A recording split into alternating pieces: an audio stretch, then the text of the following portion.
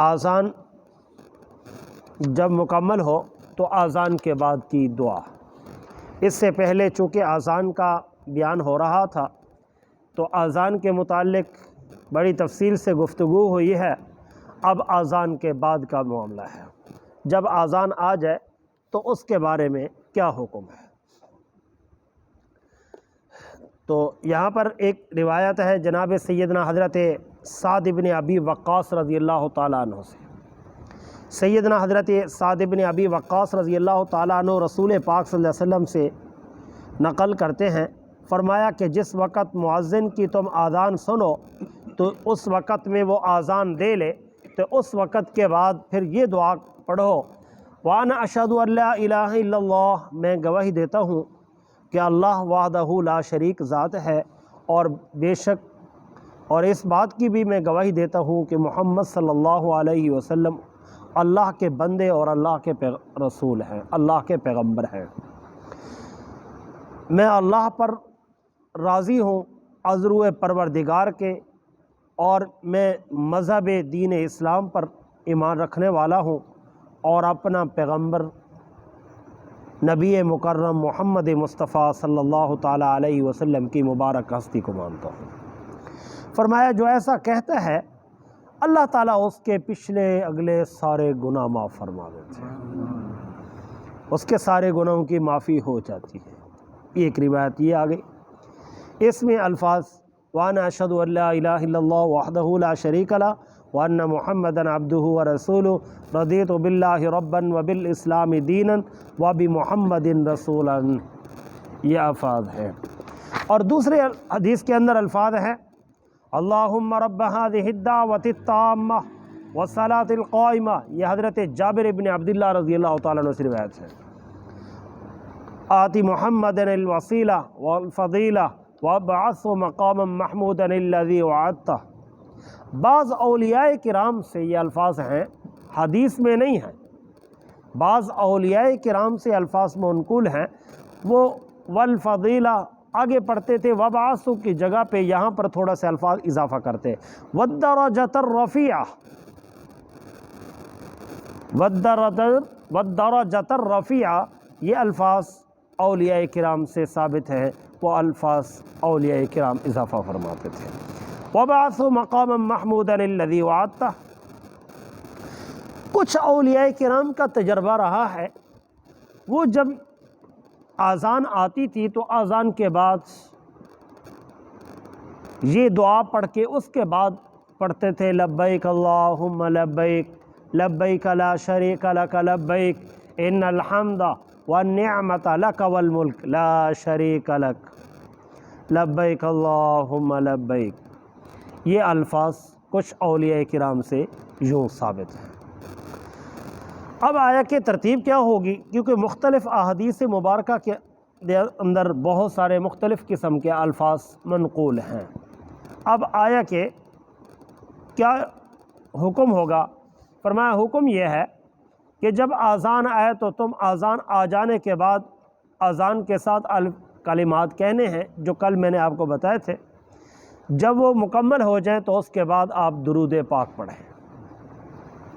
ایک روایت کے اندر درود پاک کے الفاظ موجود ہیں، اور فرمایا کہ جو انسان درود پاک پڑھتا ہے پھر اس کے بعد یہ دعا پڑھتا ہے، فرمایا اس کے اوپر روز قیامت اللہ کے نبی صلی اللہ علیہ وسلم کے اوپر اس کی شفاعت واجب ہو جاتی ہے۔ اور ایک یہ بھی ہے کہ جو ایک مرتبہ درود پاک پڑھتا ہے تو اللہ تعالیٰ اس کو ایک کے بدلے 10 عطا فرماتے ہیں۔ تو اس لیے فرمایا حلت لہ الشفاعہ، تو فرمایا کہ قیامت والے دن اللہ تعالیٰ کی طرف سے رسول پاک صلی اللہ علیہ وسلم کی ذات اقدس کی طرف سے اس امتی پر شفاعت واجب ہو جائے گی روز محشر، جو انسان یہ دعا مانگتا ہے۔ تو علماء کرام نے یوں ترتیب لکھی ہے، انہوں نے فرمایا کہ تم آپ ایسا کرو کہ پہلے پڑھ لو درود پاک، اس کے بعد پڑھو یہ دعا، اور دعا پڑھنے کے بعد بعض اولیاء کرام جو ہے وہ تلبیہ پڑھتے تھے۔ انہوں نے ایک عجیب بات لکھی ہے، جو تلبیہ پڑھنے والے تھے انہوں نے ایک اپنا ایک طریقہ کار لکھا ہے، ان کا ایک اپنا طریقہ کار تھا۔ وہ فرماتے تھے کہ جو انسان ایسا کرتا ہے اللہ تعالیٰ اس کو جلد حج بیت اللہ کی توفیق نصیب فرما دیتا ہے۔ اور ان کا تجربہ اچھا تھا، اور جو لوگ اس تجربے پر عمل کرنے لگے تو وہ جلد از جلد حرمین شریفین میں پہنچ گیا۔ اللہ تعالیٰ نے ان کو جلد حرمین شریفین میں پہنچا دیا ہے۔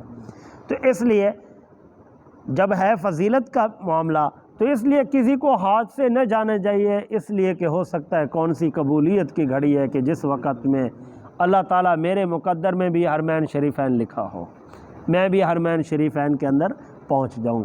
اس لیے کسی دعا کو نہیں چھوڑنا چاہیے۔ سنیت اسی چیز کا نام ہے، سنیت اسی چیز کا نام ہے کہ جو بھی چھوٹی بڑی دعا فضیلت کی ملے نہ چھوڑو، جو درود پاک کے الفاظ ملے نہ چھوڑو، اس لیے کبھی تو مدینے سے صدا آ ہی جائے گی، کبھی تو مدینے سے صدا آ ہی جائے گی۔ یہی ایمان والوں کا خصوصی طور پر علامت ہے۔ ایمان والوں کا ذہن، توجہ، چلنا پھرنا ہر وقت مدینہ طیبہ سے ہوتا ہے۔ ہاں، اس لیے ایک ولی اللہ بیٹھے تھے تو حدیث پڑھا رہے تھے۔ حدیث پڑھا کیا ہے تو طالب علم بیٹھے تھے، طالب علموں کے سامنے بیٹھ کے انہوں نے کہا کہ استاد صاحب کوئی بات بتائیں گے، تو وہ فرما رہے تھے گھبرا نہ دنیا ہم سے دنیا کہ تجھ میں نہ ہم رہیں گے، گھبرا نہ ہم سے دنیا کہ تجھ میں نہ ہم رہیں گے، اپنا وطن عدن ہے ہم وہیں جا کر بسیں گے۔ اور ہم تو وہیں کے رہنے والے ہیں، ہمارے دل وہیں متوجہ ہیں، اور اس لیے ہم یہاں نہیں رہیں گے، دنیا ہم سے نہ خفا ہو۔ وہ کہہ رہے تھے خفا نہ ہو ہم سے دنیا کہ تجھ میں نہ ہم رہیں گے، اپنا وطن تو عدن ہے ہم وہیں جا کر بسیں گے۔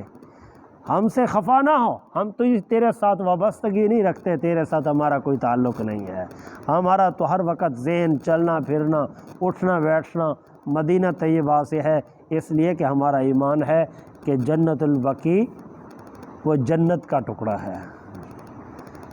جنت البقیع میں جنتیوں کا مقام ہے۔ 10,000 صحابہ سوئے ہوئے ہیں، 10,000 صحابہ کرام رضوان اللہ تعالی علیہ مجمعین، 10,000 تھوڑے نہیں ہیں، 10,000 سوئے ہیں، جس میں خاتون جنت بھی سوئی ہیں۔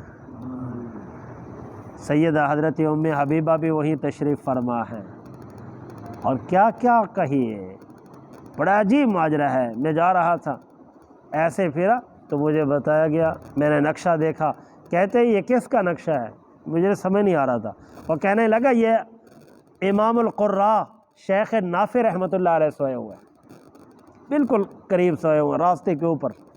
مجھے کہنے لگے یہ کس کا ہے، میں نے کہا بتائیں مجھے نہیں سمجھ آ رہی، کہتا ہے یہ سیدنا حضرت امام مالک رحمۃ اللہ علیہ سوئے ہوئے ہیں۔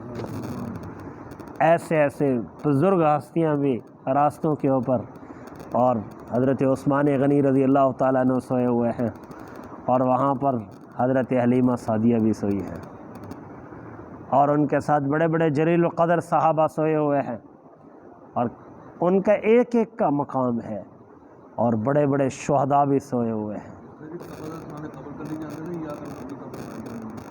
نہیں، وہ قبر کو کھولتے ہیں ایک لمٹ کے بعد، اگر وہ قبر کے اندر میت موجود ہوتی ہے تو پھر اس کو دوبارہ نہیں چھیڑتے، اور اگر ان کے پاس نقشہ ہوتا ہے بغیر نقشے کے نہیں کرتے۔ میں گیا ہوں، ان سے پوری تفصیل پوچھی ہے، میں ان کے پاس بیٹھا رہا ہوں، میں نے ان سے بڑا اچھے انداز سے پوچھا ہے، مجھے قبریں کھولی ہوئی دکھائی ہیں، کھودی ہوئی۔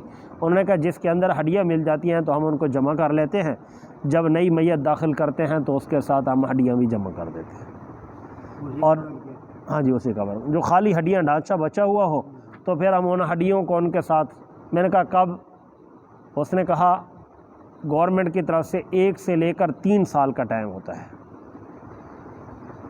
1 سے لے کر 3 سال کا ٹائم ہوتا ہے، 3 سال کے دوران اس کے دوران یہ میں جی نے صحیح انداز میں کھول کے ان ہڈیوں کو یہاں دفن کیا ہے، اور یہ مٹی اٹھا کے سمندر میں ڈال رہے تھے، اور یہاں کے لیے نئی مٹی آئی پڑی تھی، پھر دوبارہ نئی مٹی ڈالنے لگے تھے۔ جب ہم گئے ہیں جو یہاں ایسے عہد ہے تو عہد کے سامنے اس طرح سائڈ سے اس سائڈ والی جو ایک بڑا ایریا ہے تو اس جگہ کے لیے ایسا کر رہے تھے، کرین مشین لگی ہوئی تھی، بلڈوزر لگا ہوا تھا۔ تو میں خود دیکھ کر آیا، انہوں نے کہا پہلے ہم نے اس کو دیکھا ہے، جو کوئی ہڈیاں وغیرہ موجود تھی ہم نے یہاں منتقل کر دی ہے، باقی ہم چونکہ بار بار دفن کرنے کی وجہ سے، اینٹوں رکھنے کی وجہ سے اب زمین کھوکھلی ہو چکی ہے۔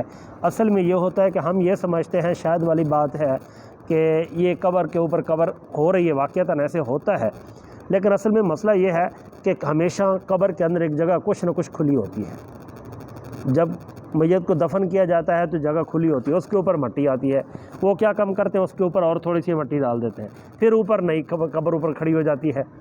تو ایک عرصے کے بعد اب انہوں سعودیوں نے یہ کام شروع کر دیا ہے کہ ہڈیاں نکال کے انہوں نے پرلی طرف کی ساری مشین لگا کے ٹرالے کے اندر ڈال کے سب کو سمندر میں پھینک رہے تھے۔ جنت المالا کے اندر تو ایسے ہی،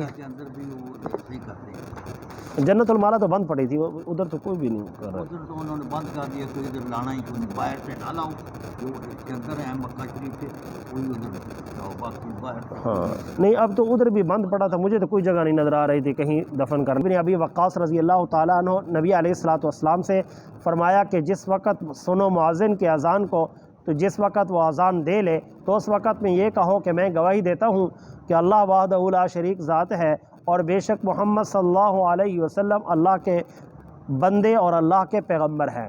میں اللہ کی رضا پر راضی ہوں اور دین اسلام کے ساتھ میں وابستہ ہوں، اور اللہ کو پروردگار مانتا ہوں، اور اللہ کے پیغمبر محمد مصطفیٰ صلی اللہ علیہ وسلم کو اپنا نبی مانتا ہوں۔ تو فرمایا کہ جب ایسا انسان اقرار کرتا ہے تو اللہ تعالیٰ اس کے گناہوں کو معاف فرما دیتے ہیں۔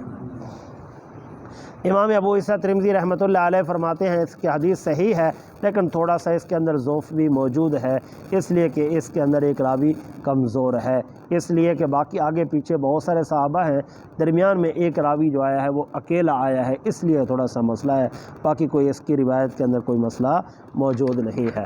اور دوسری روایت حضرت جابر رضی اللہ تعالیٰ عنہ سے، جابر بن عبداللہ رضی اللہ تعالیٰ عنہ سے روایت ہے، وہ فرماتے ہیں کہ رسول پاک صلی اللہ علیہ وسلم نے ارشاد فرمایا، جس وقت تم اذان کو سن لو تو اس کے بعد یہ دعا پڑھو، اللہم رب هذه الدعوة التامة والصلاة القائمة آت محمد الوسیلۃ والفضیلہ وابعثه مقاما محمودا الذی وعدتہ۔ ایک روایت جی، اور بعض اولیاء کرام سے یوں ثابت ہے کہ والفضیلہ کے بعد وہ الفاظ پڑھتے تھے والدرجۃ الرفیعہ۔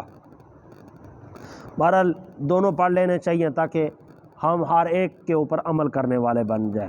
وَبَعَثُ مَقَامًا مَحْمُودًا الَّذِي وَعَدتَّ، بعض روایات میں آتا ہے کہ وہ یوں بھی الفاظ آگے روایات میں وَارْزُقْنَا شَفَاعَتَ یوم القیامہ اِنَّکَ لَا تُخْلِفُ الْمِیعَاد۔